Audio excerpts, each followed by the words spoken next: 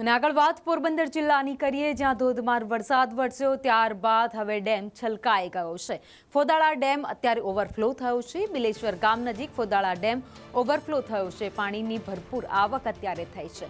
ઉપરવાસમાં ભારે વરસાદથી પાણીની આવક થઈ છે, જેના કારણે નીચાણવાળા વિસ્તારો છે તેને પણ એલર્ટ કરી દેવામાં આવ્યા છે.